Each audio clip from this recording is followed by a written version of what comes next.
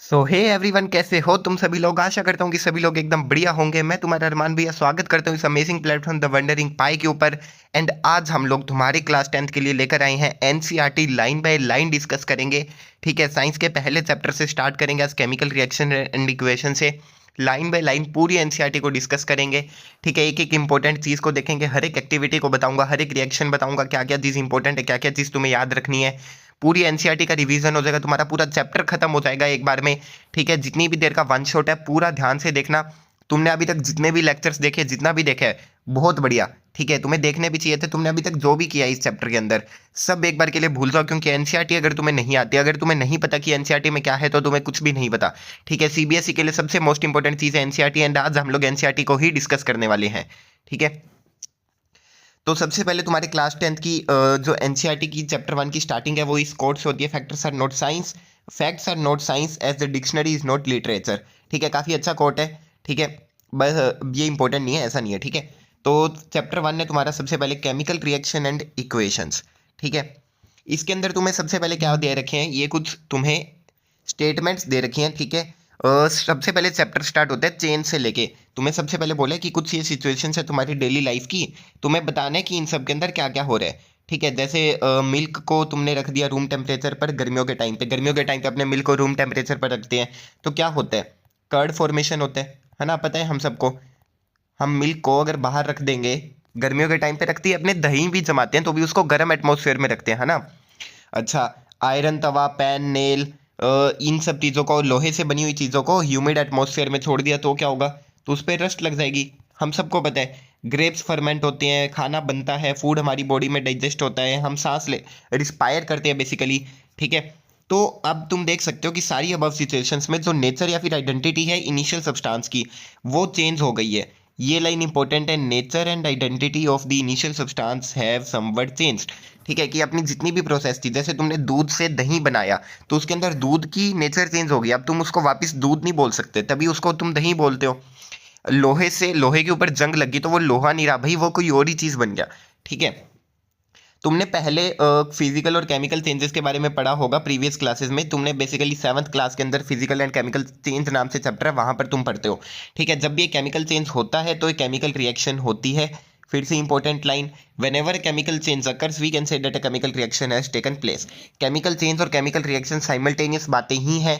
ठीक है, chemical change उस प्रोसेस को बोलते हैं, एंड केमिकल रिएक्शन बेसिकली उस चीज़ को बोलते हैं जो चेंज हो रही है। ठीक है, अच्छा, अब तुम ये सोच रहे होगे कि केमिकल रिएक्शन से हमारा मतलब क्या है, या फिर हमें कैसे पता लगेगा कि केमिकल रिएक्शन हो रही है। तो एनसीईआरटी चीज़ों को थोड़ा घुमा फिरा के बताती है। तो बेसिकली तुम्हें एक एक्टिविटी दे रखी है, एक्टिविटी 1.1 पहले पेज के ऊपर है तुम्हारी एनसीईआरटी के ऊपर। काफ़ी इंपॉर्टेंट एक्टिविटी है। इस एक्टिविटी के अंदर क्या है, कि तुमने टोंग से, यानी कि बेसिकली चिमटा होता है उससे, तुमने मैग्नीशियम की रिबन को पकड़ा हुआ है। एंड जब तुम बर्नर लेकर जाओगे उसके पास में, ठीक है, तो वो जलती है। एंड जलती कैसे है, ये इंपॉर्टेंट, डेजलिंग वाइट फ्लेम के साथ में जलती है। ठीक है, magnesium ribbon Burns with dazzling white flame. तुम अगर प्रीवियस ईयर क्वेश्चन देखोगे तो हर 2 साल में से 1 साल में ये इसका क्वेश्चन मिल जाएगा तुम्हें। ठीक है, डेजलिंग वाइट फ्लेम के साथ में जलती है। अच्छा, और इसमें बनता क्या है, इसमें बनता है मैग्नीशियम ऑक्साइड वाइट पाउडर। ठीक है, वाइट पाउडर होता है तुम्हारा मैग्नीशियम ऑक्साइड का, वो नीचे गिरता है। ठीक है, अब ये 3 मार्क्स का क्वेश्चन आता है, एमसीक्यू आता है, 2 मार्क्स का क्वेश्चन आता है, बहुत क्वेश्चन आते हैं इससे। ठीक है, कि मैग्नीशियम रिबन को तुमने बर्न किया तो वो डेजलिंग वाइट फ्लेम के साथ में चलती है, फिर कोई चीज़ है उसको जब तुम बर्न कर रहे हो तो वो डेजलिंग वाइट फ्लेम के साथ में चलती है, उसका नाम बताओ। तो मैग्नीशियम रिबन है, एंड नीचे उसमें से कोई पाउडर गिरता है, उस पाउडर का नाम बताओ, तो वो वाइट पाउडर है। एक्स वाई करके जो क्वेश्चन बनते हैं वो यही एक्टिविटी से ही बनते हैं, एनसीईआरटी के अलावा कोई भी बाहर से रिएक्शन नहीं आती। ठीक है, तो डेजलिंग वाइट फ्लेम के साथ में जलती है ये मैग्नीशियम रिबन, ये चीज़ तुम्हें याद रखनी है। रिएक्शन कैसे लिखोगे, तो रिएक्शन होती है तुम्हारी Mg+O2। Mg सॉलिड है, O2 एटमॉस्फेयर से गैस के प्रेजेंस में जलती है। ठीक है, ये हीट का साइन है, गैस की प्रेजेंस में जलेगी, एंड तुम्हें क्या मिलता है, MgO। Magnesium oxide solid phase में ही तुम्हें मिलता है। ठीक है, इस रिएक्शन को बैलेंस कैसे करेंगे, तो इधर 2 ऑक्सीजन है, इधर 2 लगा दो, एंड इधर 2 लगा दो, तो 2 Mg+O2 गिव्स 2 MgO। ये तुम्हारी रिएक्शन होती है। इस रिएक्शन के अंदर एक और इंपॉर्टेंट बात है कि इस रिएक्शन को करने से पहले तुम क्या करते हो, तुम मैग्नीशियम की रिबन को सैंड पेपर से क्लीन करते हो। ठीक है, यहाँ पर लिखा हुआ है bye rubbing it with sand paper. तो क्लीन है मैग्नीशियम रिबन, तो ये भी क्वेश्चन आता है कि मैग्नीशियम की रिबन को क्लीन करने की जरूरत क्यों होती है, तो वो इसलिए जरूरत पड़ती है क्योंकि मैग्नीशियम अपने एटमॉस्फेयर के साथ में ऑक्सीजन से एंड बाकी कार्बन डाइऑक्साइड से नाइट्राइड से इनसे रिएक्ट कर कर उसके ऊपर एक ऑक्साइड की लेयर हो जाती है ऑलरेडी। मैग्नीशियम ऑक्साइड की लेयर होती है उसके ऊपर, इसलिए तुम्हें उसको क्लीन करने की ज़रूरत पड़ती है। ठीक है, तब तुम सैंड पेपर से रगड़ोगे तब तुम्हें प्योर मैग्नीशियम मिलेगा। जब उसको जलाओगे तो वो जल के वापस से तुम्हें मैग्नीशियम ऑक्साइड देगा। ये रिएक्शन होती है एंड ये तुम्हें आनी चाहिए। इसके बारे में हर एक छोटी छोटी इन्फॉर्मेशन पता होनी चाहिए जो मैंने तुम्हें बता दी। अगले पेज पर चलते हैं तो तुमने देखा कि मैग्नीशियम की रिबन है वो डेजलिंग वाइट फ्लेम के साथ में जलती है। ठीक है, डेजलिंग वाइट फ्लेम के साथ में जलती है और वाइट पाउडर में कन्वर्ट हो जाती है। और जो वाइट पाउडर है वो तुम्हारा मैग्नीशियम ऑक्साइड का है। ये क्यों हुआ है? क्योंकि मैग्नीशियम और ऑक्सीजन, मैग्नीशियम एयर में प्रेजेंट ऑक्सीजन के साथ में रिएक्ट करता है। एंड ये जो तुम्हारी रिएक्शन है, ये तुम्हारा एग्जाम्पल है। ये रिएक्शन तुम्हारा एग्जाम्पल है कंबशन। ठीक है, ये रिएक्शन तुम्हारा कंबशन रिएक्शन का एग्जाम्पल है, या फिर तुम कह सकते हो कॉम्बिनेशन रिएक्शन का एग्जाम्पल भी लिख सकते। कंबशन लिखना ज़्यादा प्रेफरेबल है। ठीक है, कॉम्बिनेशन रिएक्शन ही है क्योंकि मैग्नीशियम और ऑक्सीजन कंबाइन करके मैग्नीशियम ऑक्साइड दे रही है। एंड ये रिएक्शन कैसी, ठीक है, इतनी इन्फॉर्मेशन इस रिएक्शन के लिए आई होप बहुत है। अच्छा, अब अगली एक्टिविटी है तुम्हारी कि तुमने एक्टिविटी 1.2 लेड नाइट्रेट को लो, एक टेस्ट ट्यूब के अंदर लेड नाइट्रेट का सोल्यूशन ले ले एक टेस्ट ट्यूब के अंदर और उसमें पोटेशियम आयोडाइड डाल दो। ठीक है, तो तुमसे पूछे कि तुम्हें क्या ऑब्जर्वेशन मिलेगी। तो ये वाली एक्टिविटी को मैं काफ़ी ज़्यादा अप्रिशिएट करता हूँ क्योंकि काफ़ी ज़्यादा अच्छी एक्टिविटी है। ये वाली रिएक्शन काफ़ी ज़्यादा अच्छी रहती है तुम्हारे लिए। क्या रिएक्शन है? तुम्हें लेड नाइट्रेट लेना है। लेड नाइट्रेट होता है PbNO3 की होल ट्वाइस। ठीक है, लेड नाइट्रेट लेना है। ये एक्वस फेज में होगा। एक्वस यानी कि पानी के अंदर घुला हुआ होता है। लेड नाइट्रेट का सॉल्यूशन लेना है एक टेस्ट ट्यूब में, उसके ऊपर पोटेशियम आयोडाइड डाल देना है। पोटेशियम आयोडाइड क्या होता है? KI होता है। ये भी तुम्हारा एक्वस फेज में होगा। ये दोनों रिएक्ट करते हैं, डबल डिस्प्लेसमेंट रिएक्शन होती है इनके बीच में। एंड तुम्हें क्या मिलता है? तुम्हें मिलता है लेड आयोडाइड। ठीक है, लेड आयोडाइड सॉलिड मिलेगा। प्लस तुम्हें क्या मिलता है? प्लस में मिलता है KNO3। ठीक है, ये अगेन तुम्हें एक्वस फेज में मिल जाएगा। अब ये रिएक्शन को मैं इतनी तारीफ क्यों कर रहा हूँ? क्योंकि ये रिएक्शन से तुम्हें काफ़ी चीज़ें समझेगी केमिकल रिएक्शंस के बारे में। ठीक है, इसके एक एक करके इसकी ऑब्जर्वेशंस लिखेंगे। सबसे पहले तो लेड नाइट्रेट कैसा होता है? लेड नाइट्रेट तुम्हारा कलरलेस होता है, कलरलेस सॉल्यूशन। पोटेशियम आयोडाइड कैसा होता है? कलरलेस सॉल्यूशन होता है। तो तुम देख सकते हो कि इस वाली पूरी साइड में तुम्हारे पास में कलरलेस सॉल्यूशन है, लेकिन लेड आयोडाइड एक येलो कलर की PPT बनती है, येलो कलर का प्रेसिपिटेट बनता है। ठीक है, और ये वाला सॉल्यूशन कैसा होता है? ये अगेन कलरलेस होता है। तो पहली ऑब्जर्वेशन तो कि रिएक्शन का कलर येलो हो जाएगा, कलर चेंज होगा। उसके अलावा इस रिएक्शन के अंदर क्या हो रहा है? डबल डिस्प्लेसमेंट रिएक्शन है। आयंस का एक्सचेंज हो रहा है, कैटायन और एनायंस का एक्सचेंज हो रहा है आपस के अंदर। ठीक है, तो ये रिएक्शन को तुम लिख सकते हो जब भी तुमसे पूछे कि कोई एग्जांपल तो कलर चेंज रिएक्शन का या फिर एग्जांपल तो प्रेसिपिटेशन रिएक्शन का, तो दोनों के लिए ये वाली रिएक्शन लिख सकते हो। प्रेसिपिटेट बनते तुम्हारे लेड आयोडाइड के। इस रिएक्शन को बैलेंस करनी हो तो बैलेंस करने के लिए यहाँ पर नाइट्रेट 2 है, यहाँ पर भी 2 लगा दो। अब यहाँ पर K2 हो गई तो यहाँ पर 2 लगा दी एंड तुम्हारी रिएक्शन बैलेंस हो गई। ये है तुम्हारी एक्टिविटी 1.2।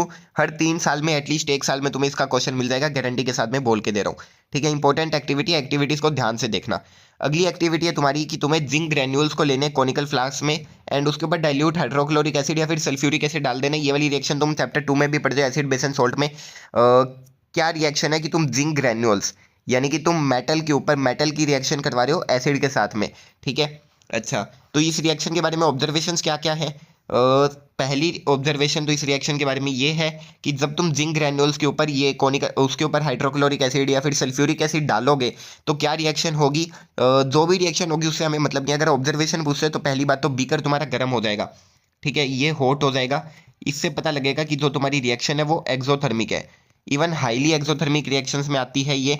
ठीक है, एंड हाइड्रोजन गैस का फॉर्मेशन होता है। रिएक्शन क्या होती है? अगर मेरे को रिएक्शन लिखनी हो तो जिंक ग्रैन्यूल्स तुम्हारा रिएक्ट कर रहे हैं डाइल्यूट HCl या फिर डाइल्यूट H2SO4 के साथ में। एंड ये रिएक्ट करके क्या देंगे मेरे को? जिंक क्लोराइड बनेगा यहाँ पर ZnCl2 एंड यहाँ पर क्या बनेगा? ZnSO4। साथ में दोनों ही केसेस में तुम्हारी हाइड्रोजन गैस इवॉल्व होती है। ठीक है, ये तुम्हारी पूरी पूरी रिएक्शन है। दोनों ही केसेस की रिएक्शन मैंने तुम्हें यहाँ पर लिख दी है। ZnCl2 प्लस H2 या फिर ZnSO4 प्लस H2 बनता है तुम्हारा। तो सोल्ट से हमें मतलब नहीं है, हमें किससे मतलब है? हमें मतलब है हाइड्रोजन गैस से। यहाँ पर ही मैं तुम्हें हाइड्रोजन गैस का टेस्ट भी बता देता हूँ। ये वाली पूरी रिएक्शन को ध्यान रखना। तुमने जिंक ग्रैन्यूल ली, उसके ऊपर डाइल्यूट एसिड डाला है। एसिड डालने के ऊपर तुम्हारा क्या होगा? सोल्ट बनेगा जो भी मेटल है उसका। एंड उसके अलावा हाइड्रोजन गैस रिलीज होगी तो हाइड्रोजन गैस के बबल्स दिखेंगे तुम्हें। ये जो बबल्स है ये बबल्स है हाइड्रोजन गैस के, बबल्स ऑफ H2 गैस। ठीक है। अच्छा, हाइड्रोजन गैस के बबल्स बनेंगे, और जब तुम इसके पास में कैंडल फ्लेम लेके जाओगे, कैंडल फ्लेम लेकर जाओगे, तो ये बर्न करती है, बर्न्स विद पॉप साउंड। ये वाली इंपॉर्टेंट ऑब्जर्वेशन है कि जो हाइड्रोजन गैस है वो पॉप साउंड के साथ में बर्न करती है। यही हाइड्रोजन गैस का टेस्ट भी है जो तुम्हें ध्यान रखना है। अच्छा, अब तुम्हें जो भी अपनों ने ऊपर की 3 एक्टिविटीज करी, वहां से तुम कह सकते हो कि तुम्हें कुछ कुछ ऑब्जर्वेशन आई केमिकल रिएक्शंस के बारे में। जैसे पहली ऑब्जर्वेशन तुम कह सकते हो चेंज इन स्टेट होता है जब भी कोई केमिकल रिएक्शन होती है। ठीक है, अब ये इंपॉर्टेंट नहीं है कि ये हो ही हो, पर जब भी इनमें से कोई चीज़ हो रही हो तब हम ये कह सकते हैं कि हाँ केमिकल रिएक्शन हो रही होगी।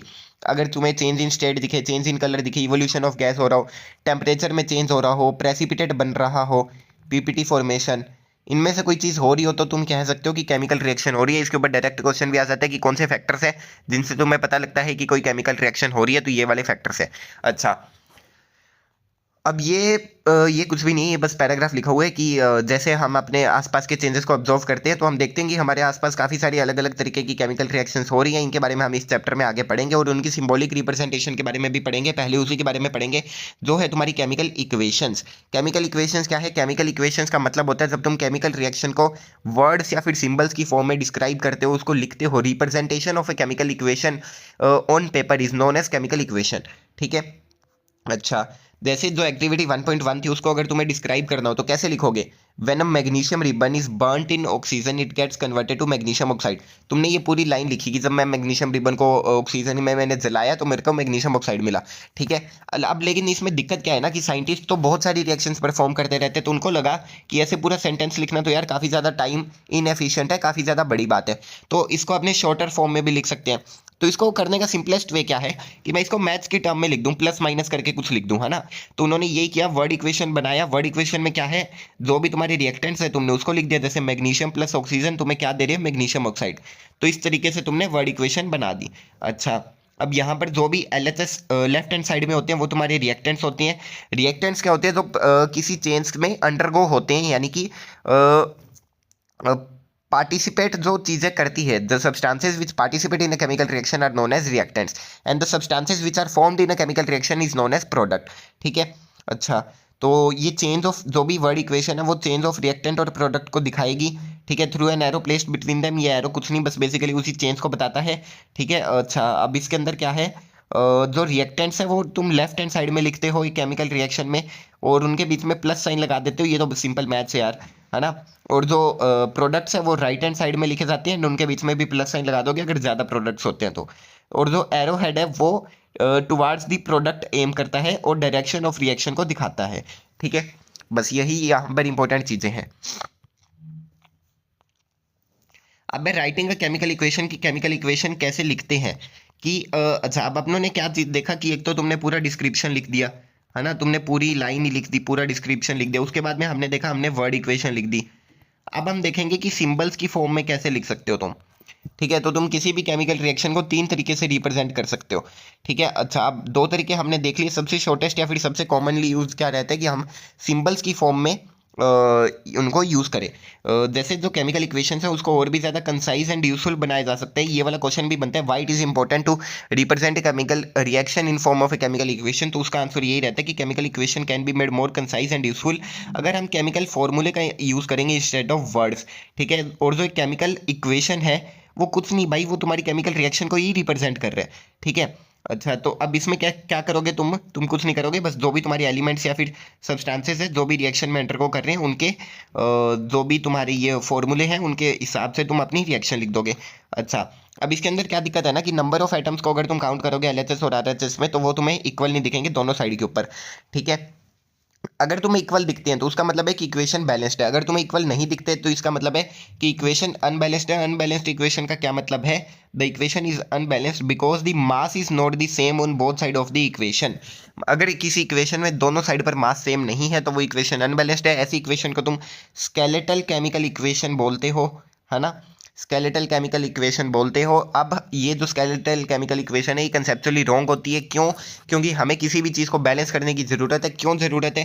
क्योंकि एक लॉ होता है, law of conservation of mass. इस पे भी एमसीक्यू और 2 मार्क का क्वेश्चन बनता है। मास can neither be created nor be destroyed in a chemical reaction. इतनी सी स्टेटमेंट है कि तुम मास को ना तो बना सकते हो ना ही डिस्ट्रॉय कर सकते हो केमिकल रिएक्शन के अंदर। इसके एक्सेप्शन जरूर एग्जिस्ट करते हैं, जैसे न्यूक्लियर रिएक्शन, पर उसके ऊपर हम अभी बात नहीं करेंगे। ठीक है। अच्छा, इसको दूसरे शब्दों में लिखे तो जो टोटल मास है एलिमेंट्स का प्रोडक्ट और रिएक्टेंट साइड में वो कंजर्व रहता है, यानी कि has to be equal to the total mass of the elements present in the reactant. अच्छा, अदर वर्ड्स में इसको कैसे बोल सकते हो? Number of atom of each element is the same before and after chemical equation, यानी कि number of elements तुम्हारे सेम रहते हैं, इसीलिए हमें स्केलेटल केमिकल इक्वेशन को बैलेंस करने की ज़रूरत पड़ती है। ठीक है। अब बैलेंस कैसे करेंगे? तो बैलेंस करने के लिए सबसे पहले तुम्हें ये एग्जांपल दे रखे Zn प्लस H2SO4 से ZnSO4 प्लस H2 मिल रहा है। ठीक है। अब यहाँ पर तुम्हारे पास में पूरा हिट एंड ट्रायल मेथड दिया है, पर इसको बैलेंस करने के लिए सबसे पहले अगर मैं तुम्हें कंसेप्चुअली बताऊं कि तुम, अच्छा है, तो ये वाली रिएक्शन है, ये तो ऑलरेडी बैलेंस्ड है। कैसे बैलेंस्ड है? तुम नंबर ऑफ एटम्स काउंट करोगे सबसे पहले। Zn में कितने एटम्स है हमने काउंट करे, रिएक्टेंट वाली साइड में एक एटम है, प्रोडक्ट वाली साइड में भी एक है, तो Zn तो बैलेंस्ड है। एच में, एच के कितने एटम्स है? 2 है, प्रोडक्ट में भी 2 है, ऐसे ही सल्फर का 1 है, ऑक्सीजन के 4 है, इधर भी 1 और 4 है, तो ये वाली रिएक्शन तो पूरी पूरी बैलेंस्ड है। एक और एग्जाम्पल, ये हमने Fe प्लस H2O, ये हमें दे रहा है Fe3O4 प्लस H2। ठीक है। इसको बैलेंस करने का जो एनसीईआरटी के अंदर तरीका है वो हिट एंड ट्रायल है, एंड हम भी हिट एंड ट्रायल लगाएंगे, पर हम थोड़ा सा जल्दी लगाएंगे, दिमाग में लगा लेंगे। कैसे लगाएंगे?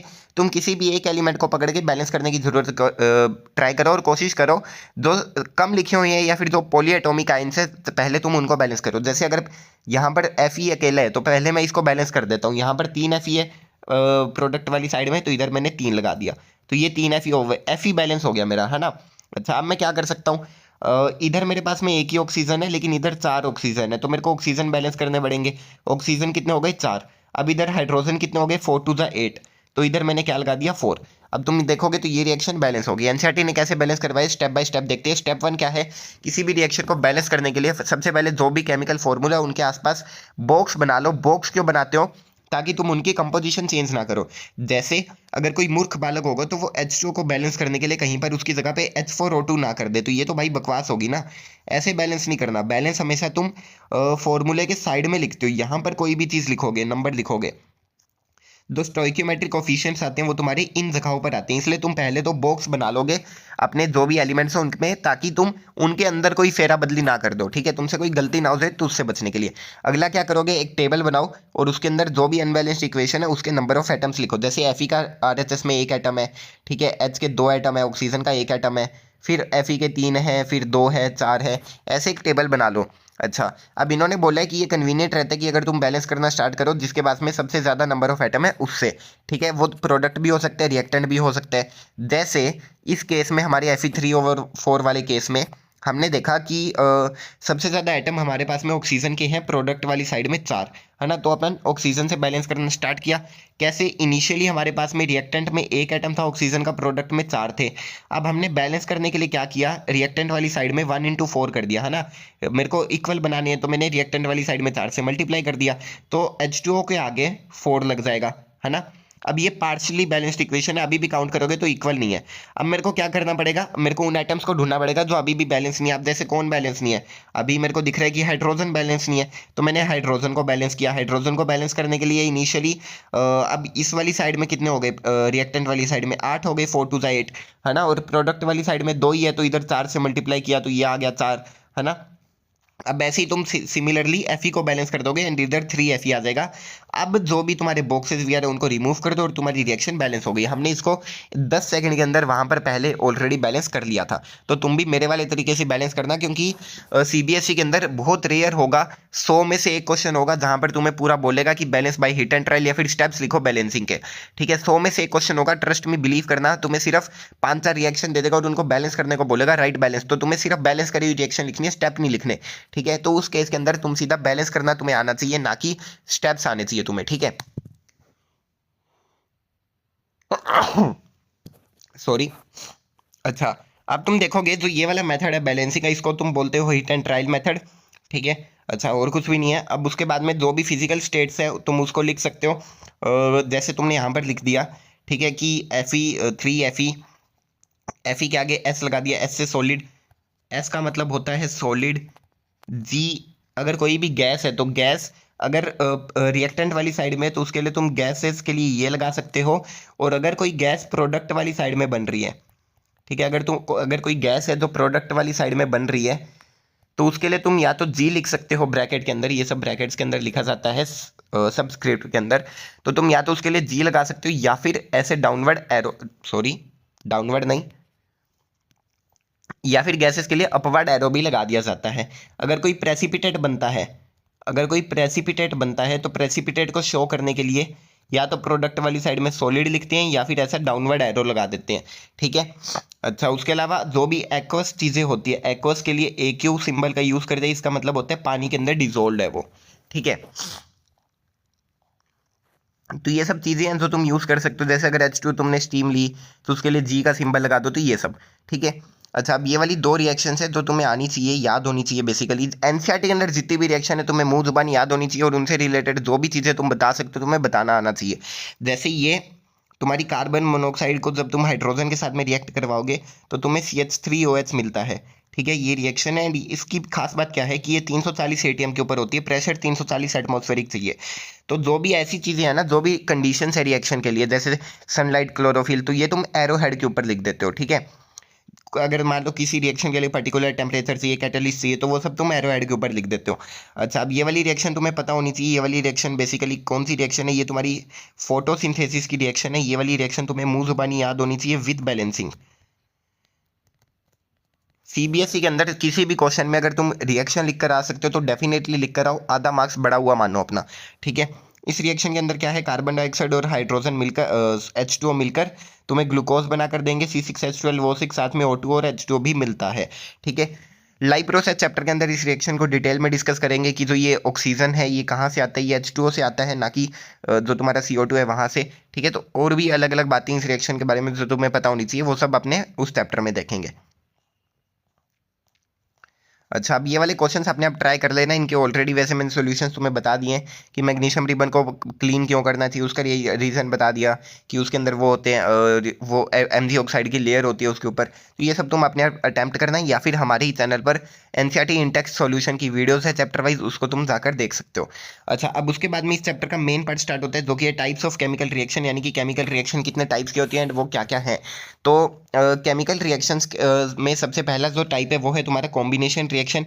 कॉम्बिनेशन रिएक्शन को तुम सिंथेसिस रिएक्शन भी बोलते हो।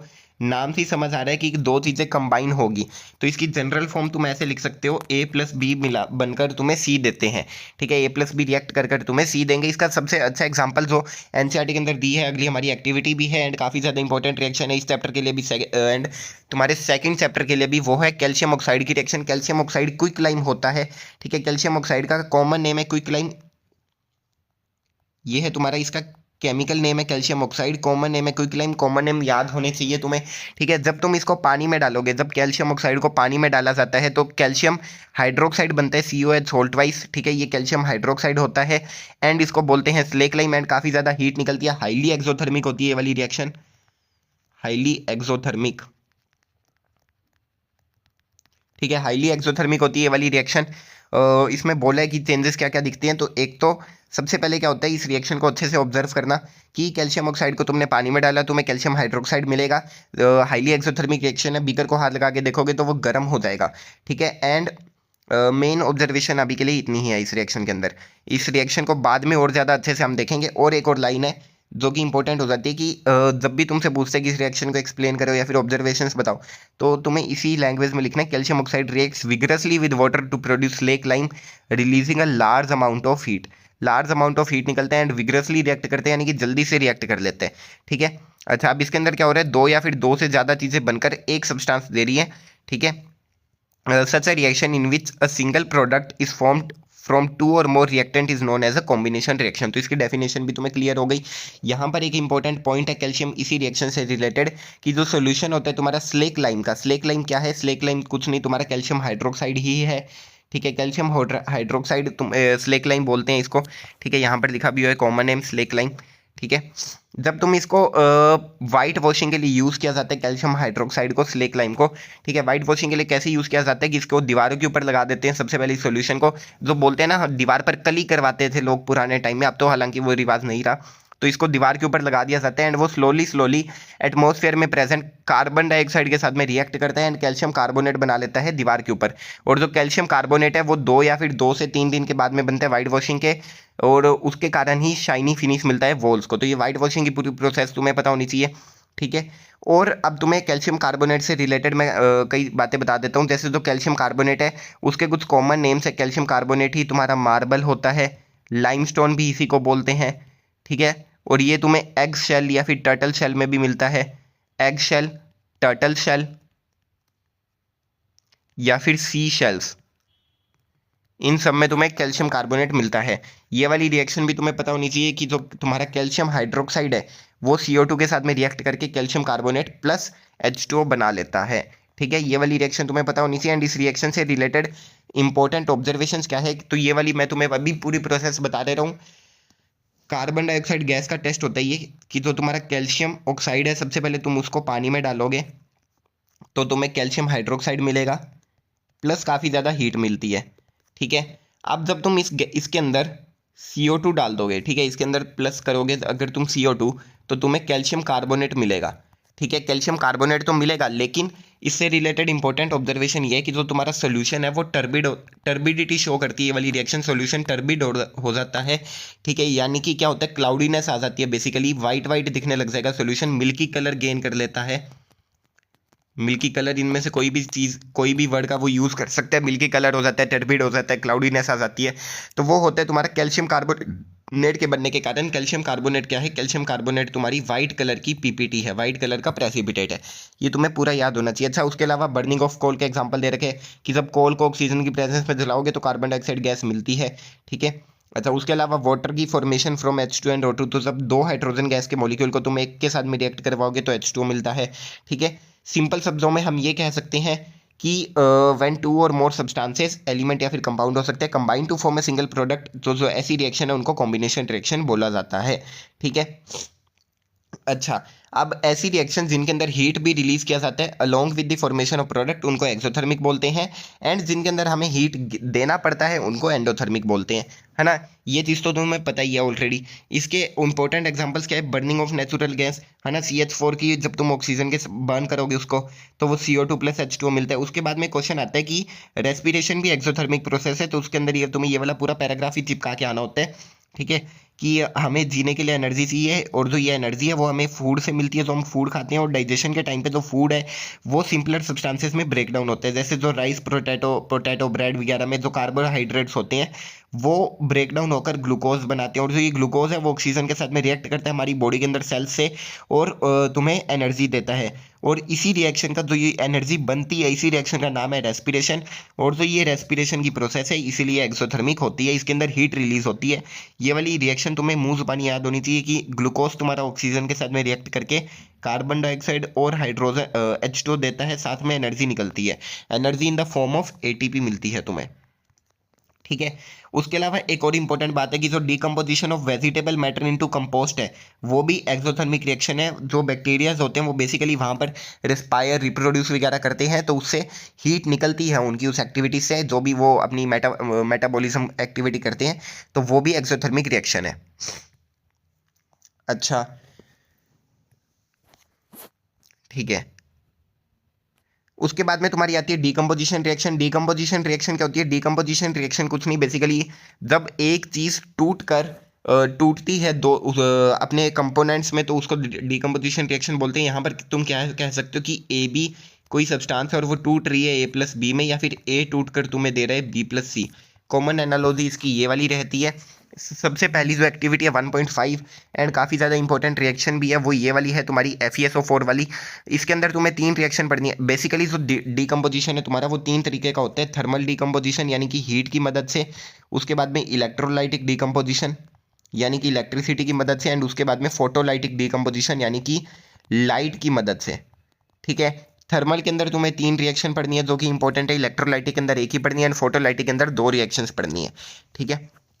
थर्मल के अंदर तुम्हारी पहली रिएक्शन है जो काफ़ी ज़्यादा इंपॉर्टेंट रिएक्शन भी है, वो ये है कि जब तुम फेरस सल्फेट के क्रिस्टल को हीट करते हो तो ये वाली रिएक्शन है। इसको मैं तुम्हें अपने वर्ड्स में पूरी रिएक्शन बता देता हूँ इधर साइड में एकदम अच्छे से। ठीक है, इतनी स्पेस बहुत होगा। तो इधर देखते हैं हम पूरी रिएक्शन क्या रहती है तुम्हारी जब तुम FeSO4 के क्रिस्टल लेते हो। ठीक है, FeSO4 बेसिकली पहले तो मैं तुम्हें ये बताता हूँ कि कैसे प्रेजेंट होता है, किस तरीके से प्रेजेंट होता है। ठीक है, तो FeSO4 जो होता है ना, वो एक्चुअल में जो FeSO4 के क्रिस्टल होते हैं वो तुम्हें प्रेजेंट मिलते हैं FeSO4.5H2O के रूप में। ठीक है, FeSO4.5H2O ये होते हैं तुम्हारे एक्चुअल में फेरस सल्फेट के क्रिस्टल्स। ठीक है, ये होते हैं तुम्हारे फेरस सल्फेट के क्रिस्टल्स। ठीक है, और इनसे रिलेटेड ऑब्जर्वेशन जो तुम्हें ध्यान रखनी है वो ये है कि ये ग्रीन कलर के होते हैं। ठीक है, ये ग्रीन कलर के क्रिस्टल्स होते हैं। जब तुम इनको हीट करते हो तो तुम्हारा FeSO4 सॉलिड और 5H2O अलग हो जाता है। ठीक है, और जो ये FeSO4 सॉलिड होता है ना, इसका कुछ कुछ कलर वाइट होता है, इसका कलर कुछ कुछ वाइट सा होता है। फिर जब तुम इसको फर्दर हीट करते हो तो तुम्हें मिलता है Fe2O3 solid plus SO2 gas मिलती है प्लस SO3 गैस मिलती है। ठीक है, ये दो गैसेस रिलीज होती है। Fe2O3 से रिलेटेड जो इंपॉर्टेंट ऑब्जर्वेशन है वो ये है,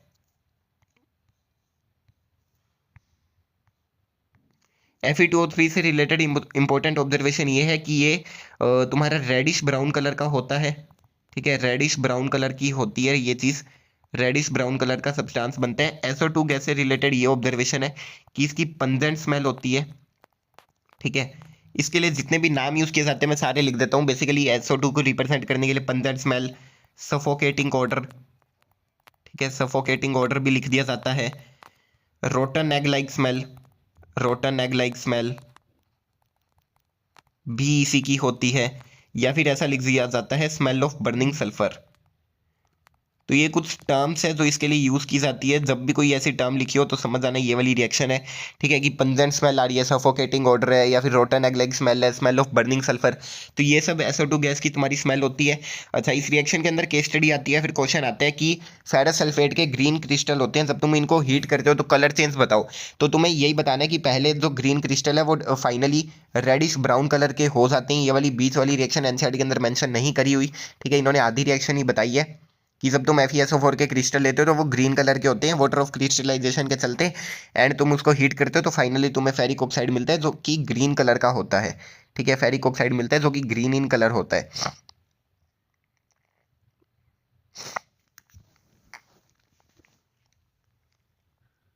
ठीक है, हाँ, तो मेन बात इसके ये वाली तुम्हें यहाँ पर स्टेटमेंट की फॉर्म में बताई हुई है ये वाली चीज़ कि ये डीकम्पोजिशन रिएक्शन है, एंड जो फेरस सल्फेट के क्रिस्टल है FeSO4.7H2O वो पानी को लूज करते हैं हीट के ऊपर, और जो कलर है क्रिस्टल्स का वो चेंज हो जाता है, और उसके बाद में वो डिकम्पोज होता है फेरिक ऑक्साइड में, सल्फर डाइऑक्साइड में एंड सल्फर ट्राइऑक्साइड में। और जो फेरिक ऑक्साइड है वो सॉलिड है, जबकि SO2 और SO3 गैसेज है। तो ये वाली बीच वाली चीज़ जो मैंने तुम्हें बताई थी वो भी तुम लिख कर आ सकते हो। ठीक है, कि वो पहले ये हीट होंगे एंड तुम्हें वाइट कलर का सॉलिड सब्सटेंस मिलेगा, एंड उसके बाद में रेडिश ब्राउन कलर हो जाते हैं। यहाँ पर मेरे से गलती हो गई कि ये FeSO4.7H2 आएगा, ना कि 5। ठीक है, ये आएगा FeSO4.7H2O। ठीक है, अच्छा, इसका एक और नाम होता है, इसको बोलते हैं ग्रीन विट्रियोल। ये इसका कॉमन नेम है, ग्रीन विट्रियोल या फिर विट्रोइल, स्पेलिंग तुम देख लेना। ठीक है, ये इसका कॉमन नेम है। इसके अंदर एक और बात है कि जो ये लड़की ये रिएक्शन करवा रही है तो इसके अंदर लिखा हुआ है कि ये वास्ट करती है गैस को टुवार्ड्स जनरली टुवार्ड्स इस नोज। तो ये गैस को हल्की अपनी नोज के पास में लेके जाती है। तो ऐसा क्यों है? तो वो SO2 गैस की स्मेल के कारण है कि जो इसकी स्मेल है वो रोटन एग लाइक या फिर बर्निंग सल्फर, सफोकेटिंग स्मेल होती है। तो इसको सीधा नहीं सूंघना चाहिए, तो ये धीरे धीरे करके सूंघती है। ठीक है, अच्छा, अगला जो तुम्हारा है रिएक्शन वो है तुम्हारी डिकम्पोजिशन ऑफ कैल्शियम कार्बोनेट। जो कैल्शियम कार्बोनेट है लाइमस्टोन, जब तुम इसको डिकम्पोज करते हो तो तुम्हें वापस से कैल्शियम ऑक्साइड और CO2 गैस मिल जाते हैं।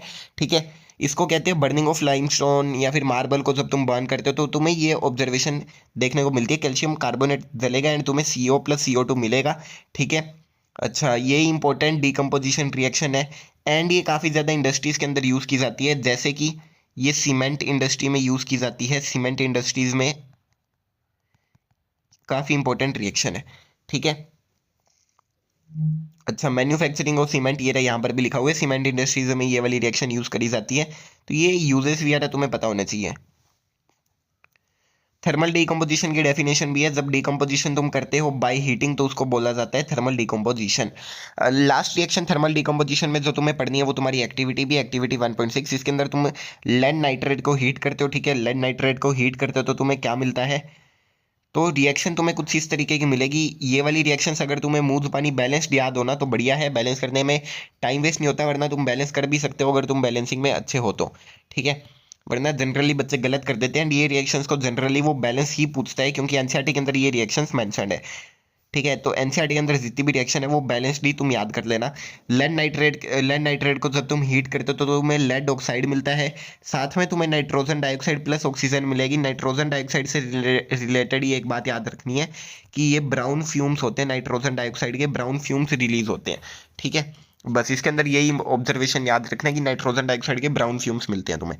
उसके बाद में तुम्हारा इलेक्ट्रोलाइट डिकम्पोजिशन, यानी कि पानी को जब तुम पानी के अंदर से जब तुम उसका इलेक्ट्रोलाइसिस करोगे, इलेक्ट्रिसिटी पास करोगे, बेसिकली क्या होता है ना कि तुमने एक मग लिया, उसके अंदर पानी डाला, उसके अंदर इलेक्ट्रोड्स लगा दिए। ठीक है, इलेक्ट्रोड्स यानी कि जनरली ग्रेफाइट की रोड यूज़ करोगे तुम। ठीक है, उसके अंदर इलेक्ट्रोड्स का मतलब होता है इलेक्ट्रिसिटी कंडक्टिंग सब्सटेंसेस। ठीक है, तो ऐसी दो चीज़ें लगा दी जो इलेक्ट्रिसिटी कंडक्ट करती है, जनरली हम ग्रेफाइट का यूज़ करेंगे। दो ग्रेफाइट की रोड लगा दी एंड उनसे बैटरी को कनेक्ट कर दिया, तो एक साइड में पॉजिटिव टर्मिनल आएगा एंड एक साइड में नेगेटिव टर्मिनल। पॉजिटिव साइड वाली को तुम एनोड बोलते हो एंड नेगेटिव टर्मिनल वाली साइड को तुम कैथोड बोलते हो। अब क्या होता है ना कि पानी के अंदर जो मॉलिक्यूल है H2O, वो ब्रेक डाउन होने शुरू होंगे अपने आयंस में, H plus and O2 minus के अंदर। ठीक है, एंड तुम्हें पता होगा प्लस माइनस का आपस में रिएक्शन रहते हैं, तो O2 माइनस जब निकलेगा वहां से तो वो कलेक्ट होना स्टार्ट हो जाएगा कहाँ पर, एनोड के ऊपर। ठीक है, एंड जो तुम्हारा H प्लस निकलेगा वो चलने लगेगा नेगेटिव के साइड में, यानी कि वो कैथोड पर कलेक्ट हो जाएगा। इसी तरीके से पानी को ब्रेक डाउन किया जाता है हाइड्रोजन और ऑक्सीजन के अंदर। ठीक है, तो ये रिएक्शन तुम्हें पता होनी चाहिए। इसके ऊपर एक इंपॉर्टेंट ऑब्जर्वेशन आता है कि जो एनोड पर गैस कलेक्ट होती है वो डबल होती है कैथोड से। तो ऐसा क्यों होता है, तो तुम्हें पता होना चाहिए कि जो H2O, ठीक है, यानी कि इसके अंदर तुम खुद सॉरी जो कैथोड पर गैस कलेक्ट होती है वो डबल होती है एनोड से। कैथोड पर तुम्हें हाइड्रोजन गैस मिलती है, वो तुम्हें डबल मिलेगी ऑक्सीजन गैस से। ऐसा क्यों होता है कि जो हाइड्रोजन गैस के मॉलिक्यूल है वो पानी के अंदर उनका रेशियो तुम देख सकते हो, H2 के अंदर एक मॉलिक्यूल में हाइड्रोजन गैस के दो एटम प्रेजेंट है एंड ऑक्सीजन का एक ही एटम प्रेजेंट है, तो इनका रेशियो है 2:1। इसीलिए तुम्हें जो कैथोड पर गैस मिलती है, हाइड्रोजन मिलती है, वो तुम्हें डबल मिलेगी ऑक्सीजन से। ठीक है, यही होता है इलेक्ट्रोलाइसिस। इस रिएक्शन को रिप्रेजेंट करने के लिए कैसे करते हो, H2 तुम्हारा लिक्विड है, तुमने लिया, उसके ऊपर इलेक्ट्रिसिटी पास कराई। ठीक है, उसको एरो हेड पर लिखोगे एंड तुम्हें मिलेगा H2 प्लस O2। ठीक है, ये दोनों ही बेसिकली तुम्हें गैसेस मिलेगी, तो इस तरीके से एरो बना सकते हो, फिर गैसेस भी लिख सकते हो। इसको बैलेंस करने के लिए यहाँ पर 2 लगाना पड़ेगा एंड यहाँ पर भी 2 लगाना पड़ेगा।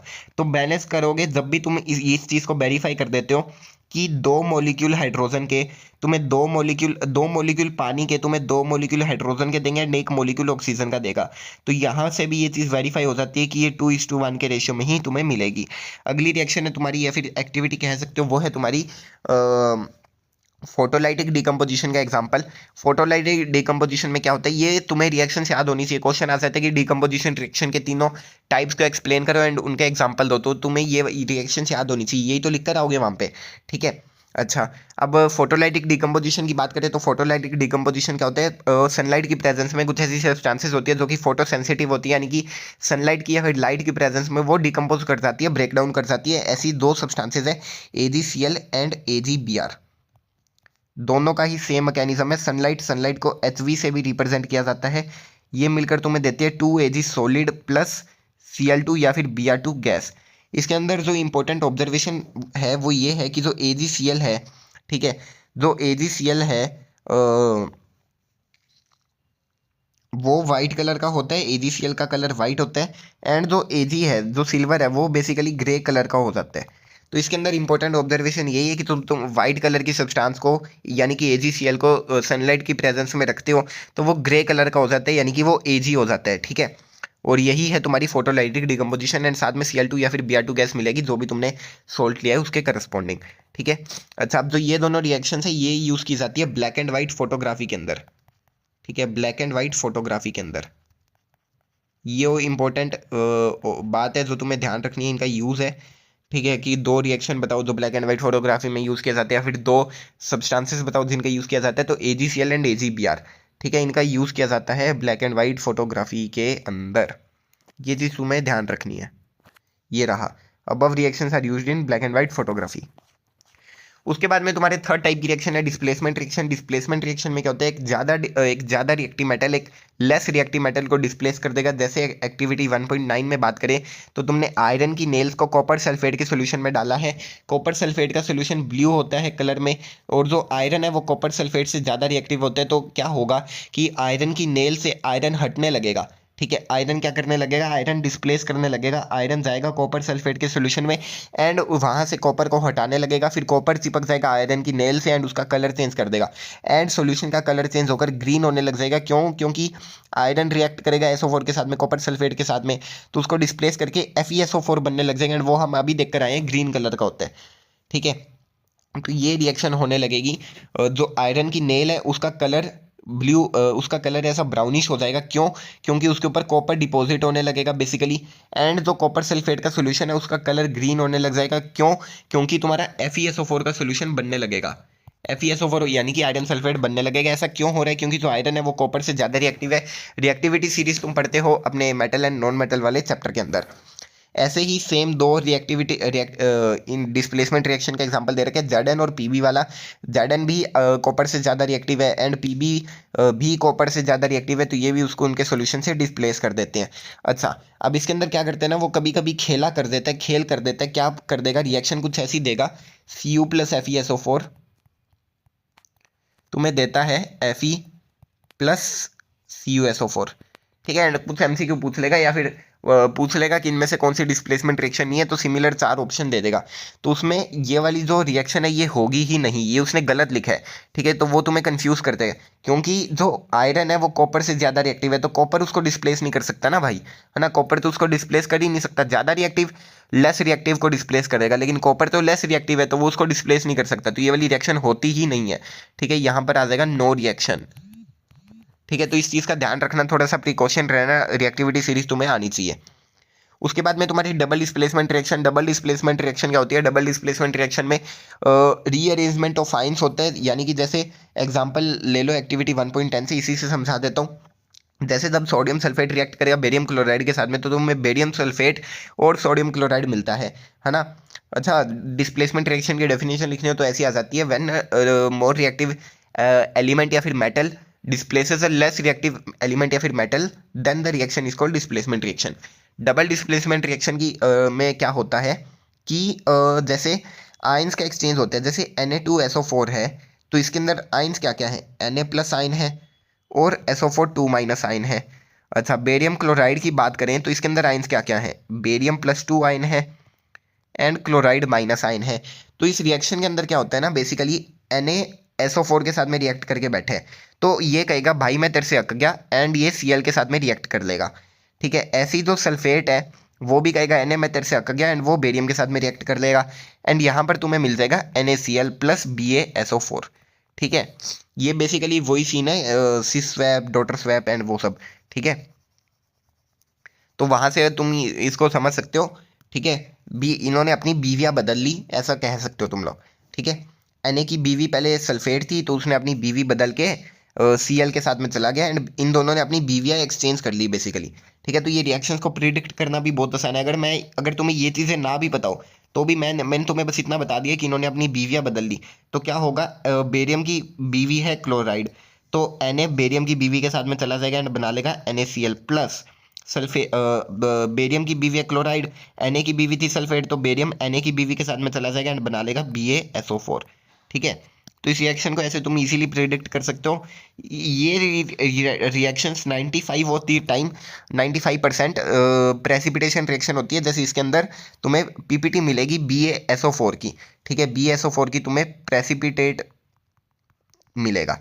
ठीक है, कोई भी रिएक्शन जिसके अंदर एक प्रेसिपिटेट बनता है, प्रेसिपिटेट क्या होता है, insoluble substance. Insoluble substance formed is known as precipitate. ऐसी सब्सटेंस जो पानी के अंदर इनसोल्यूबल होती है उसको प्रेसिपिटेट बोलते हैं, और कोई भी रिएक्शन जिसके अंदर प्रेसिपिटेट बनता है वो प्रेसिपिटेशन रिएक्शन होती है। एंड 99% 95% डबल डिस्प्लेसमेंट रिएक्शन के अंदर प्रेसिपिटेट बनता है, जैसे इसके अंदर BaSO4 बन रहा है। ठीक है, अच्छा इसकी डेफिनेशन क्या होगी? Reactions in which there is an exchange of ions between the reactants are called double displacement reaction. And इसके अंदर ध्यान रखना, तुम्हें लिखना है एक्सचेंज ऑफ आयंस होता है, एटम्स मत लिख देना। एटम्स का एक्सचेंज बिल्कुल गलत बात है, हाफ मार्क्स कट कर सकते हैं या फिर पूरा भी कट कर सकते हैं। अगर अच्छा एग्जामिनर तुम्हारी कॉपी चेक कर रहा होगा, तुम्हें लिखना है एक्सचेंज ऑफ आयंस होता है। ठीक है, अच्छा सोडियम क्लोराइड तो पानी में घुल ही जाता है, तुम्हें पता है नमक है ना। और जो वाइट प्रेसिपिटेट है वो बनता है क्यों? जो भी SO4 और Ba के बीच में रिएक्शन होती है उससे। ठीक है, अच्छा अब जो ये तुम्हारी एक्टिविटी 1.2 भी, उसके अंदर भी प्रेसिपिटेशन रिएक्शन ही था, एंड वो भी डबल डिस्प्लेसमेंट रिएक्शन है। तो वो मैंने तभी तभी तुम्हें बताया था, ये कलर चेंज रिएक्शन के लिए भी इंपॉर्टेंट है, और डबल डिस्प्लेसमेंट रिएक्शन के लिए भी इंपॉर्टेंट है, प्रेसिपिटेशन रिएक्शन के लिए भी इंपॉर्टेंट है। लास्ट टाइप ऑफ रिएक्शन पर चलते हैं, जो कि है तुम्हारी ऑक्सीडेशन या फिर रिडक्शन रिएक्शन। इनको कंबाइन करके रेडॉक्स रिएक्शन भी बोल देते हैं। इसका पहला एग्जाम्पल है, फिर जो तुम्हारी एक्टिविटी है वो ये है कि जब तुम कॉपर के पाउडर को हीट करते हो तो वो ब्लैक कलर का हो जाता है। ठीक है, कॉपर ऑक्साइड के बनने के कारण copper powder become coated black black colour का हो जाता है कॉपर ऑक्साइड के बनने के कारण। अच्छा इसके अंदर होता क्या है इन रिएक्शंस के अंदर, मैं तुम्हें यहाँ पर बता देता हूँ, पैराग्राफ से पढ़ने की जरूरत नहीं पड़ेगी, सिंप्लीफाई कर देता हूँ इस कंसेप्ट को तुम्हारे लिए। दो चीजें अपने पास में, ऑक्सीडेशन एंड रिडक्शन। ठीक है, ऑक्सीडेशन को तुम तीन चीजें से याद रख सकते हो। ऑक्सीडेशन नाम से समझ आ रहा है, गेन ऑफ O2। ठीक है, और अगर ऑक्सीजन का गेन होगा तो ध्यान रखना कि हाइड्रोजन का लॉस होगा। और एक और कंसेप्ट रहता है ऑयल का। ऑयल का क्या मतलब है? Oxidation in lose of electron, यानी कि ऑक्सीडेशन का मतलब होता है लूजिंग ऑफ इलेक्ट्रॉन। रिडक्शन को कैसे याद रखना है? अगर ऑक्सीडेशन में O2 का गेन होगा तो रिडक्शन के अंदर लॉस ऑफ हाइड्रोजन होगा, सॉरी लॉस ऑफ ऑक्सीजन होगा, हाइड्रोजन का गेन होगा, H2 आ रहा होगा, और इसको याद रख सकते हो रिग से। तो ये कंबाइन ऑयल रिग बनता है, reduction in gain of electron. ठीक है, ये आता है reduction in gain of electrons. ठीक है, गेन ऑफ इलेक्ट्रॉन।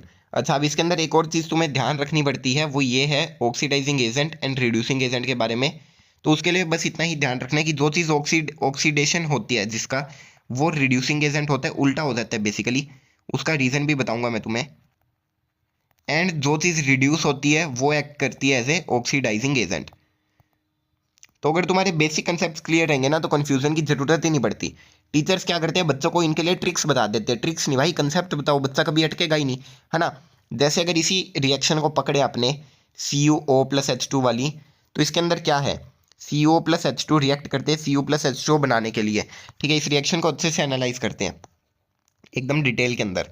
तो जो CuO है तुम्हारे पास में, CuO के पास में ऑक्सीजन है, इधर इसके पास में ऑक्सीजन है ना। इसने रिएक्ट किया हाइड्रोजन के साथ में, रिएक्ट करके इसने Cu बना लिया। अब यहाँ पर ऑक्सीजन नहीं है, यहाँ पर ऑक्सीजन नहीं है, यहाँ पर कॉपर के साथ में ऑक्सीजन था, यहाँ पर कॉपर के साथ में ऑक्सीजन नहीं है। तो कॉपर का क्या हुआ, रिडक्शन हुआ। कॉपर का क्या हुआ, रिडक्शन हुआ। तुम्हें बस एक चीज आइडेंटिफाई करनी है, किसका रिडक्शन हुआ या फिर किसका ऑक्सीडेशन हुआ। दूसरी चीज पे दिमाग नहीं लगाना। अगर मैंने इतना देख लिया ना कि कॉपर से ऑक्सीजन हटा, उसका रिडक्शन हुआ है, तो दूसरी चीज आंख बंद करके मैं बता सकता हूँ कि हाइड्रोजन का क्या हो रहा होगा, हाइड्रोजन का हो रहा होगा ऑक्सीडेशन। मेरे को पता ही नहीं, मेरे को नहीं पता क्यों हो रहा है, मेरे को बस इतना पता है ना कि अगर कॉपर का रिडक्शन हो रहा है यानी कि हाइड्रोजन का ऑक्सीडेशन हो रहा है। रीजन क्या है, हाइड्रोजन ने ऑक्सीजन को गेन कर लिया, देख सकते हो, या फिर इसने इलेक्ट्रॉन गेन कर लिए बेसिकली। ठीक है, तो हाइड्रोजन का हो गया तुम्हारा ऑक्सीडेशन। अब यहाँ पर कॉपर ने ऑक्सीजन को दिया है हाइड्रोजन को, क्योंकि हाइड्रोजन कॉपर से ज्यादा रिएक्टिव है, तो ये डिस्प्लेसमेंट रिएक्शन का भी एग्जांपल है। ठीक है, कॉपर ने हाइड्रोजन दे दिया अपना, कॉपर ने अपना ऑक्सीजन दे दिया हाइड्रोजन को। ठीक है, तो इसने क्या किया, इसने एक्ट किया एज एन ऑक्सीडाइजिंग एजेंट। ठीक है, एजेंट कौन होता है, जो चीज को करवाने में मदद करेगा, है ना, उस चीज को करवाने में मदद करेगा। और हाइड्रोजन कौन है यहाँ पर, रिड्यूसिंग एजेंट, क्योंकि उसका ऑक्सीडेशन हुआ है। ठीक है, अगर कॉपर इसको ऑक्सीजन ना देता तो इसका कभी ऑक्सीडेशन होता ही ना। तो कॉपर ने आया और उसको ऑक्सीजन दिया, इसलिए उसका ऑक्सीडेशन हुआ, इसलिए कॉपर ऑक्साइड यहाँ पर ऑक्सीडाइजिंग एजेंट है। एंड हाइड्रोजन का ऑक्सीडेशन हुआ, उसने ऑक्सीजन लिया, इसलिए वो यहाँ पर रिड्यूसिंग एजेंट है। जैसे इनका एग्जाम्पल है ZNO वाले में, तो इस यहाँ पर इसके पास में ऑक्सीजन है, यहाँ पर नहीं है, यानी कि इसका क्या हुआ है, इसका हुआ है रिडक्शन। ठीक है, इसका रिडक्शन हुआ तो दूसरी चीज आंख बंद करके इसका क्या हो रहा है, ऑक्सीडेशन। देख के भी पता लग रहा है इसने क्या ले लिया, इसने ऑक्सीजन ले लिया, तो इसका क्या हो रहा है, ऑक्सीडेशन। अच्छा, दूसरी चीज से मेरे को डिफाइन करना हो तो रिडक्शन हो रहा है, यानी कि ऑक्सीडाइजिंग एजेंट है, और इसका ऑक्सीडेशन हो रहा है, तो यानी कि ये रिड्यूसिंग एजेंट है। अच्छा, सिमिलरली अगर नीचे वाली रिएक्शन को ऑब्जर्व करूंगा मैं, तो मेरे को क्या दिख रहा है, MnO2। ठीक है, यहाँ पर MnCl2 है, तो मैंगनीज के पास में पहले ऑक्सीजन था, अब नहीं है, तो इसका क्या हो रहा है, इसका हो रहा है रिडक्शन। इसका रिडक्शन हो रहा है तो इसका आंख बंद करके ऑक्सीडेशन हो रहा है, आंख बंद करके ऑक्सीडेशन हो रहा है। ठीक है, अच्छा, इसका रिडक्शन हो रहा है तो ये ऑक्सीडाइजिंग एजेंट है, इसका ऑक्सीडेशन हो रहा है तो ये रिड्यूसिंग एजेंट है। इस तरीके से तुम ऑक्सीडेशन एंड रिडक्शन पे बेस्ड किसी भी सवाल को इजीली सॉल्व कर सकते हो। ठीक है, यहाँ पर बेसिकली वही सब लिखा हुआ है, तो ये तुम अपने आप रीड आउट कर सकते हो। मैंने तुम्हें ऑलरेडी बता दिया, क्रक्स बता दिया इस चीज़ का, जो भी यहाँ पर लिखा हुआ है।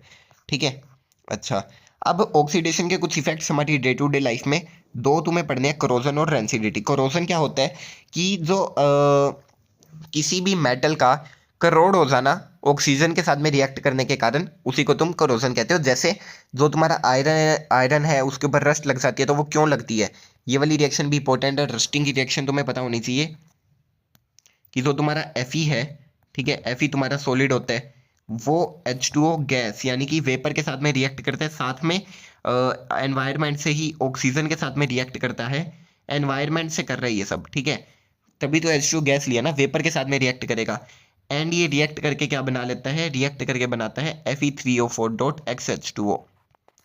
ये होता है तुम्हारा रस्ट का फॉर्मूला। ठीक है, यही होता है तुम्हारा रस्ट का फॉर्मूला। ठीक है, Fe3O4.XH2O। अच्छा, अब तुम्हें क्या दिख रहा है कि जो आयरन है उसने ऑक्सीजन के साथ में रिएक्ट किया, तो उसका क्या हुआ, उसकी रस्टिंग हो गई। ये जो रस्टिंग है इसी को तुम बोलते हो कोरोजन, यानी कि आयरन का कोरोजन हो गया, वो करोड हो गया है ना, उसकी सरफेस खराब हो जाती है, किसी काम का नहीं रहता आयरन। ठीक है, किसी ना किसी तरीके से वो टार्निश हो गया। ठीक है, उसी चीज़ को बोलते हैं ऑक्सीडेशन। ठीक है, सॉरी, करोजन। ठीक है, जैसे तुम देख सकते हो कि जो इसके और भी एग्जांपल्स है, जैसे जो कलर है, colour of the coating formed on copper and silver, जब कॉपर का ऑक्सीडेशन होता है तो CuO बनता है, एंड वो ब्लैक कलर का होता है ना। ऐसी सिल्वर का ऑक्सीडेशन भी होता है। तो जो ये मेटल्स है, ये मॉइस्चर से या फिर एसिड वगैरह से रिएक्ट करते हैं उनके आसपास, और वो करोड हो जाते हैं। इसी प्रोसेस को कोरोजन बोलते हैं। जैसे सिल्वर के ऊपर भी ब्लैक कोटिंग आती है, और जो कॉपर है उसके ऊपर ग्रीन कोटिंग आ जाती है कोरोजन के बाद में। ठीक है, तो ये सब चीज़ें तुम्हें पता होनी चाहिए, इनके कलर याद होने चाहिए, copper green coating, silver black coating. ठीक है, और जो ये करोजन है इससे काफ़ी ज़्यादा डैमेज होता है कार बॉडीज, ब्रिजेज, आयरन नेलिंग्स वगैरह को, शिप्स को, है ना। तुम देख सकते हो लोहे की चीज़ें बनी हुई, अगर लोहा करोड हो जाएगा तो वो स्ट्रक्चर किसी काम का नहीं रह जाएगा, एंड ये सीरियस प्रॉब्लम है। इसीलिए क्या करते हैं, जो ये आयरन पार्टिकल्स वगैरह होते हैं इनके ऊपर किसी और मेटल की कोटिंग कर देते हैं, जिससे कि वो फर्दर करोड ना हो। और इसके ऊपर एक और क्वेश्चन बनता है कि करोजन कुछ मेटल्स के लिए बेनिफिशियल भी होता है, जिसका एग्जांपल है एल्यूमिनियम। जब एल्यूमिनियम का करोजन होता है तो एल्यूमिनियम करोड होकर, एल्यूमिनियम काफ़ी ज़्यादा रिएक्टिव मेटल है, एंड वो एनवायरनमेंट से ऑक्सीजन के साथ में रिएक्ट करके Al2O3 बना लेते हैं, Al2O3 बना लेता है, जो कि ये एज ए प्रोटेक्टिव लेयर काम करता है उसके लिए। यानी कि एल्यूमिनियम काफ़ी ज़्यादा रिएक्टिव है तो उसका भी करोजन तो होना चाहिए, होता भी है, वो एनवायरनमेंट के साथ में रिएक्ट करेगा, एंड हाथों हाथ Al2O3 बना लेता है। तुमने एल्यूमिनियम को एनवायरनमेंट पे रखा, हैंड टू हैंड Al2O3 बन गया, तुम्हें पता भी नहीं लगेगा, है ना। एल्यूमिनियम ऑक्साइड बन गया। अब वो एल्यूमिनियम ऑक्साइड की उसके ऊपर लेयर बन गई, लेकिन अब अच्छी बात क्या है कि वो ना तो ये लेयर हानिकारक है, और वो एल्यूमिनियम को बचा लेती है, अंदर वाले एल्यूमिनियम को, और ज़्यादा करोड़ होने से। इसी आपने एल्यूमिनियम से एयरक्राफ्ट भी बनते हैं, है ना। अपने हर जगह पे एल्यूमिनियम का यूज़ करते हैं जनरली। एल्यूमिनियम फॉइल भी होता है, तो वो इसीलिए होता है क्योंकि जो एल्यूमिनियम है वो खाने के साथ में फर्दर रिएक्ट ही नहीं कर सकता, क्योंकि उसके ऊपर एक लेयर ऑलरेडी बन चुकी है, वो ऑलरेडी रिएक्ट कर चुके हैं, तो वो फर्दर रिएक्ट नहीं करता। दूसरी चीज़ है तुम्हारी डेंसिटी। डेंसिटी क्या होता है कि जब तुम खाने को लंबे टाइम के लिए बाहर रख देते हो तो उसके अंदर जो फैट्स और ऑयल्स हैं वो रेंसिड हो जाते हैं, या फिर जो उनका स्मेल और टेस्ट है वो चेंज हो जाते हैं। ठीक है, इसी चीज़ को रेंसिडिटी बोलते हैं। वो ऑक्सीजन के साथ में रिएक्ट करके ऑक्सीडाइज हो जाते हैं, जिसके कारण वो रेंसिड बन जाते हैं, स्पॉइल हो जाता है खाना तुम्हारा, उसका स्मेल और टेस्ट चेंज हो जाता है। इससे बचने के लिए तुम कुछ चीज़ें यूज़ करते हो जिनको बोलते हैं एंटीऑक्सीडेंट्स, ठीक है, जिसका एग्जाम्पल होता है बेसिकली तुम्हारा नाइट्रोजन गैस, ठीक है। जो चिप्स के बैग है उसके अंदर नाइट्रोजन गैस को डाल देते हैं, है ना। ये क्वेश्चन भी बनता है कि जो मैन्युफैक्चरर है वो फ्लश कर दे बैग ऑफ चिप्स को यूजिंग नाइट्रोजन, तो नाइट्रोजन गैस ऑक्सीजन को आने से प्रिवेंट करती है, ठीक है। तो ये बेसिक बढ़िया एग्जांपल है। और उसके अलावा क्या होता है तुम्हारा, तुम जो फूड है उसको एयर टाइट कंटेनर्स में पैक कर सकते हो। एयर टाइट कंटेनर में पैक करने से क्या होगा, उसके अंदर एयर कम जाएगी, एयर जाएगी नहीं, बेसिकली एयर टाइट कंटेनर का मतलब ही वो हुआ। तो वो ऑक्सीजन के साथ में रिएक्ट ही नहीं कर सकता। अगर एयर ही नहीं होगी तो रिएक्ट किसके साथ में करेगा, है ना। तो ये एग्जांपल काफ़ी ज़्यादा अच्छा है। उसके अलावा जो ये सोल्ट शुगर वगैरह डालते हैं, ये सब भी एज एन एंटीऑक्सीडेंट काम करती है। थोड़ा थोड़ा विनेगर वगैरह भी तो डाला जाता है। तो ये है भाई तुम्हारा पूरा चैप्टर, है ना। आप लोगों ने पूरा चैप्टर पढ़ लिया। अब उसके बाद में तुम्हारी एक्सरसाइजेज है एंड इन टेक्स्ट क्वेश्चन है, जिसकी सेपरेट वीडियो ऑलरेडी चैनल पर डाल दी है, नहीं डाली तो डाल दी जाएगी, तुम जाकर चेकआउट कर सकते हो, है ना। डिस्क्रिप्शन बोर्ड जरूर से चेकआउट कर लेना अपने। अब मैं तुम्हें एक काम बता देता हूँ, अगर तुमने अभी तक सेशन देखा है ना, और तुम्हें सेशन पसंद आया तो तुम्हारी कुछ मोरल ड्यूटीज बनती है। क्या क्या बनती है, सबसे पहले तो अगर तुम नहीं इंटरेस्टेड सुनने में, पढ़ने वाले बच्चे वही छोड़कर जा सकते हैं, सेशन खत्म है। तुम्हारी कुछ मोरल ड्यूटीज बनती है। सबसे पहले तुम्हें चैनल को करना चाहिए सब्सक्राइब, ठीक है। दूसरी मोरल ड्यूटी बनती है तुम्हारी, तुम्हें इस वीडियो को लाइक करना चाहिए, ठीक है। तीसरी मोरल ड्यूटी बनती है तुम्हें एक कमेंट करना चाहिए, ठीक है। चौथी मोरल ड्यूटी बनती है अपने चैनल को रिकमेंड करना चाहिए अपने जूनियर्स को, ठीक है, recommend to juniors.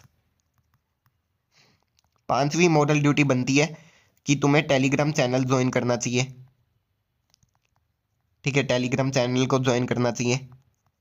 Chhathi model duty बनती है मेरे को डीएम करना चाहिए टेलीग्राम पर, मेरी हैंडल पर @arman_gupta TWP नाम से मेरा टेलीग्राम अकाउंट है, वहाँ पर मेरे को डीएम करो, कोई भी दिक्कत है, कोई भी डाउट है, या फिर और नहीं तो थोड़ा सा प्यार वहाँ पर तुम अपना एक्सप्रेस कर सकते हो, ठीक है। तो ये कुछ मॉरल ड्यूटीज़ है तुम्हारी। आई होप कि जो भी अच्छा बच्चा है भाई वो तो इन सबको फॉलो करता है, ठीक है। तो तुम्हें भी इन सबको फॉलो करना चाहिए। आज के सेशन के लिए इतना ही, अपन मिलते हैं नेक्स्ट सेशन में, तब तक के लिए गुड बाय।